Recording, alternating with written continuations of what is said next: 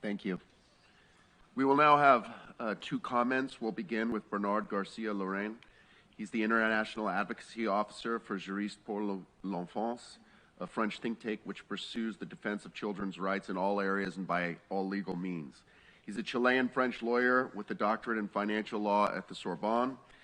He is also the coordinator of the Casablanca Declaration for Universal Abolition of Surrogacy, which gathers groups of experts from more than 75 countries against surrogacy. Thank you. Okay. Thank you for your respective presentations. So another challenge that arises within the framework of this anniversary of the Universal Declaration of Human Rights is the expansion of the surrogacy market. Surrogacy is a $1 million global market in which women, mostly in a state of vulnerability, undergo a pregnancy process and then leave the child in exchange for money. Fertility clinics, law offices, and agencies are the great beneficiaries of this market. These agents push countries to legalize surrogacy. The Universal Declaration of Human Rights was proclaimed in Paris 75 years ago as a common ideal for all peoples and nations, and it established that fundamental human rights must be protected throughout the world. In its preamble, the Declaration considers that freedom, justice, and peace in the world are based on the recognition of the intrinsic dignity and equal and inalienable rights of all members of the human family. The Article 25 of the Universal Declaration recognizes that motherhood and childhood are entitled to special care and assistance. In surrogacy, the woman is reduced to her reproductive capacity, and the child is the object of a contract. Putting an end to this rapidly expanding market is a great challenge of our time. Technology and science have made many things possible, which does not mean that all these advances are made with respect for the dignity of the human person. Many times, discouragement and the feeling of losing many battles in defense of the human person can stop our ambitions. But on this issue, there are reasons to be ambitious and optimistic. In France, for example, we have witnessed how trends in public opinion change, such as pornography or pedophilia. Until a few years ago, well-known public figures spoke freely, and part of the public opinion celebrated them for their pedophile practices. Today, something like this is unthinkable. Times change, and with surrogacy, we have time to stop the trend before it's too late. It is true that in many countries, the pressure is very strong to accept and legally allow surrogacy. It is known, for example, that the position of the Hague Conference of International Law is to establish an international treaty to frame surrogacy.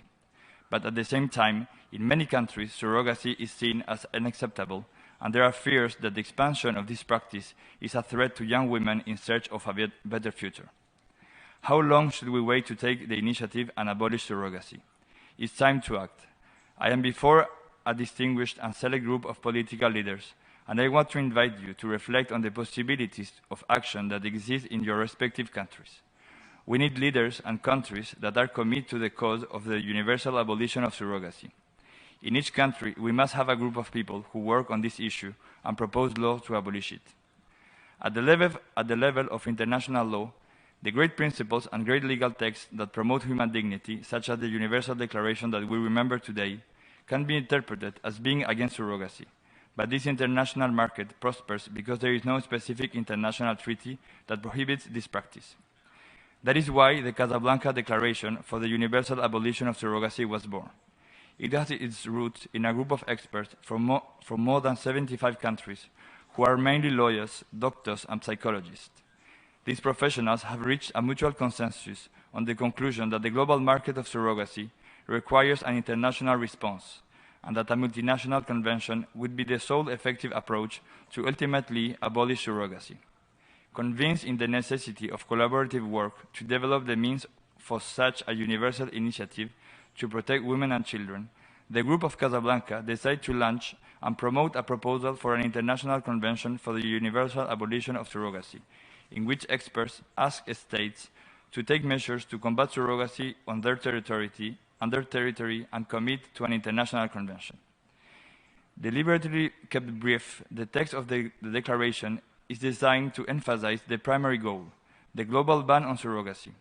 Thus, the Casablanca Declaration stands out from other existing international initiatives in the field of surrogacy. It advocates for the abolition of surrogacy rather than framework for it.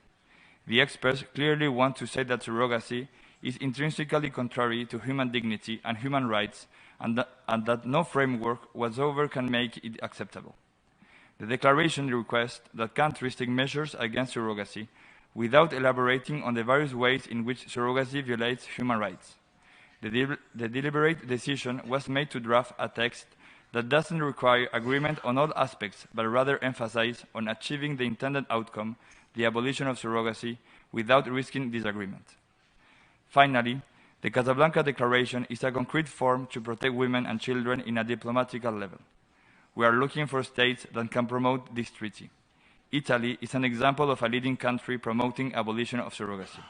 That is why we are going to have our next International Congress in Rome in April 2024. Thank you for your attention.